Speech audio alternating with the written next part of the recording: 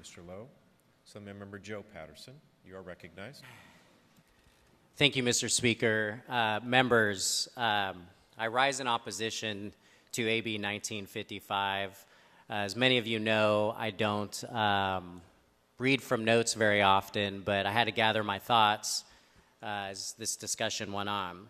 First, I'd like to acknowledge the author of this measure from San Diego and other members of the caucus for meeting with me and having a frank discussion on this measure and opportunities for both of us to express concern. I rise not only as a person concerned about this policy, but also as a parent in a school district that has recently adopted one of these policies.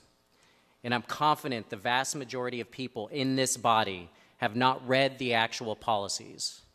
And if you're interested, I have copies with me today of my own school board's policy.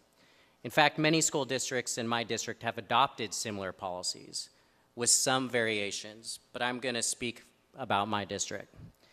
It should surprise absolutely no one that these policies have been, at best, mischaracterized, and to be honest, just complete lies about what these policies do. In my district, the notification to parents occurs only after the student requests a record change, a name change, a gender change, or to utilize segregated bathroom facilities that don't match the gender in which they were born. It is not an outing policy. The student is already out. They've asked the school to call them by a different name. I've heard from some of my colleagues say that these policies require parental notification immediately if heard on the playground or in class or something like that. That is completely false.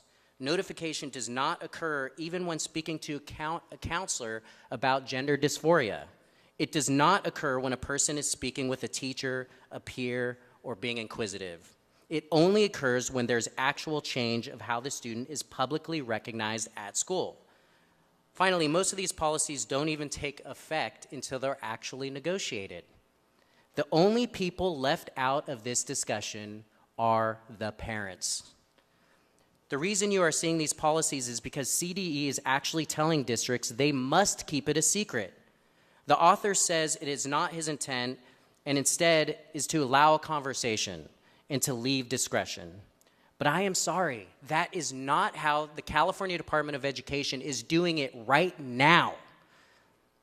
They are actively suing my school district where my children attend.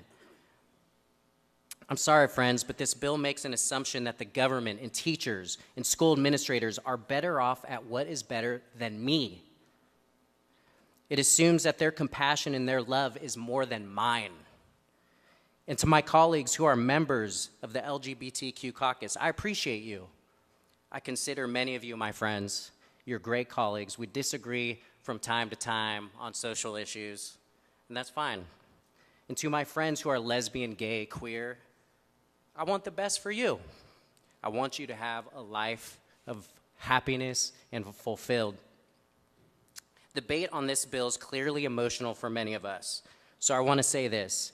We've had talks privately as colleagues about the way we frame things on social media, etc., how we frame them in discussions here on this floor in ways that don't elicit harm to us as public officials. When folks go out there and make statements that these policies are made to appease extremists or individuals who are hateful to other people, I take great deal of offense to that.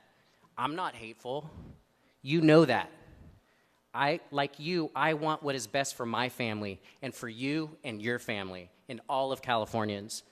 My own chief of staff, who serves as president of the school board of the district that has adopted this policy, she's constantly framed in a paper here, local paper, and constantly attacked as some kind of hateful person. Go meet her. Report back to me if you think she is the type of person who'd adopt a policy that is intended to cause harm. Do you believe that I'm the type of person who comes from a place of hate or 30 harm? seconds. I don't believe you think that. My views on this policy are consistent with everything that has been regarding parental notification, from giving my child their own right to be taken from their homes for mental health treatment to seeking medical treatment. I consistently oppose these policies.